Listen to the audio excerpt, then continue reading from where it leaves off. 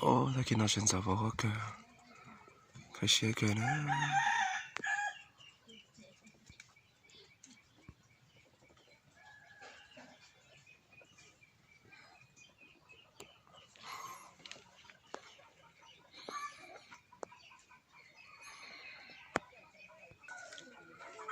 Ta xe là gì? Phải nó nữa, chẳng đâu nè. Ai cho phải nó nè. Chúng hãy phát tôi gì, sao cho phải nó.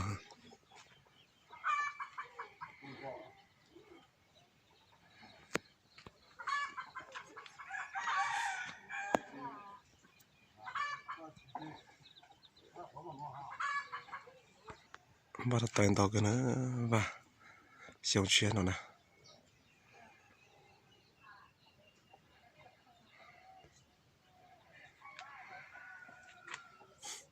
Phải chẳng tôi chỉ sai cho nó nè. Phải xe khổ cho bây giờ. Xe qua. Xe chặt thọ. Đặt tay nè.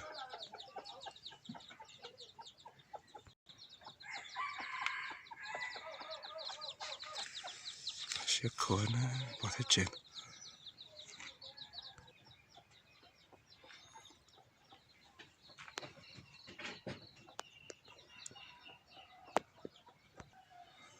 Cái xe khổ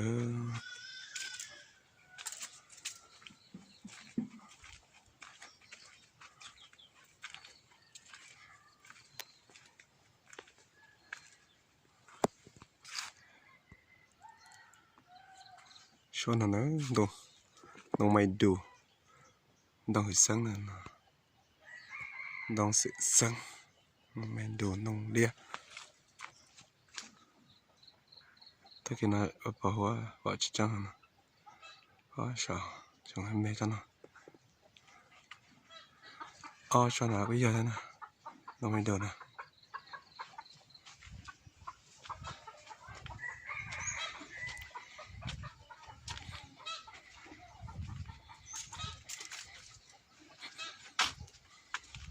thằng diều thì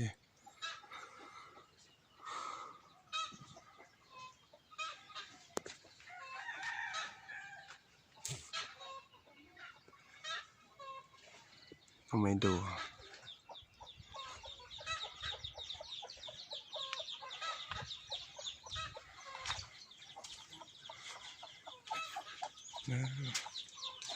cái thế nào cái xe kế giờ kế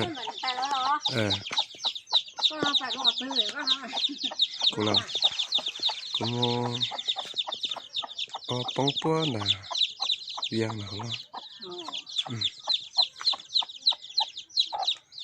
cái khá nhiều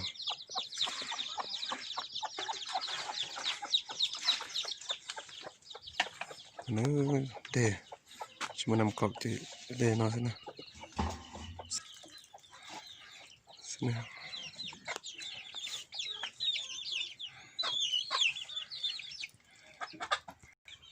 cho nên lừa nữa bỏ bé luôn để họ đó chứ mà nè đi tám luôn đi tám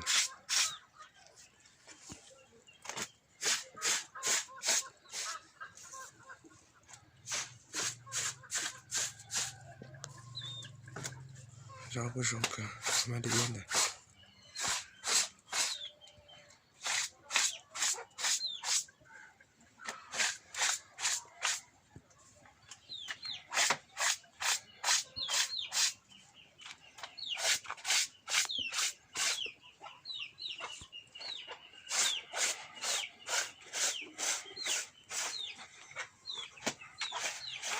cho nên một số gen rồi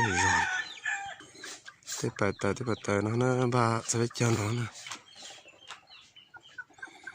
chỗ nào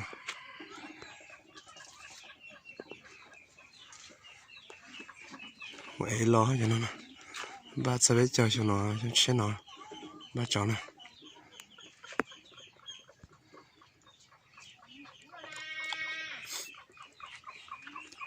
xa sao cho bất cứ cũng một trong cái thế ha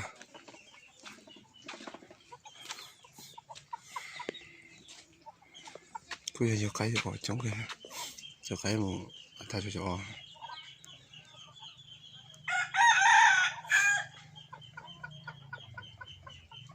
đó trong cái này xe tẩy đều mà cho nên xe lu dê cho nó cho nó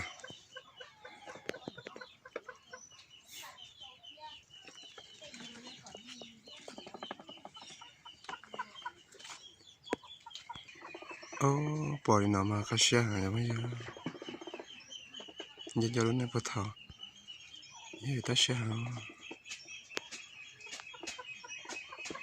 nếu mình cho cá ở cho bây giờ bây giờ này mình cái gì nhỏ cái xe này nào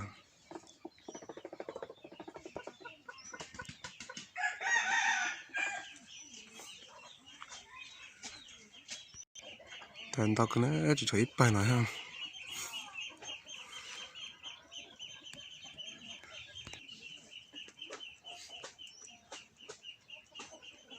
tao cái nó đấy cơ phải chắn tôi dạng cơ này bên này thì cơ nó ta xe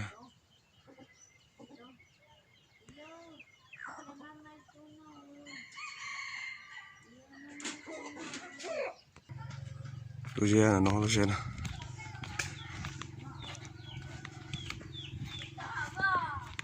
chỉ bằng rồi nó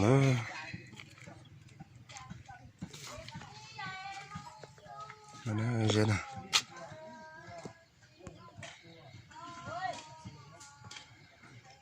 tại khi nào chim nó thấy rõ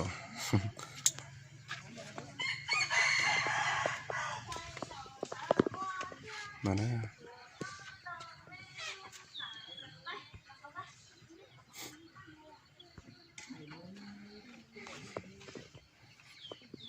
rồi nó khó cho bất cứ trong nó nào nó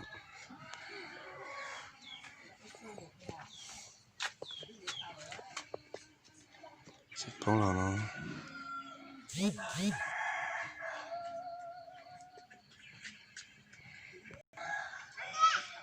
có thể gì nào mà cá xe tiêu sao cái mà tôi lòng cao giống gần gì luôn tôi xài nó rồi kia sẽ để dùng qua cho bất cứ đó tôi xài biệt nó chỉ dùng qua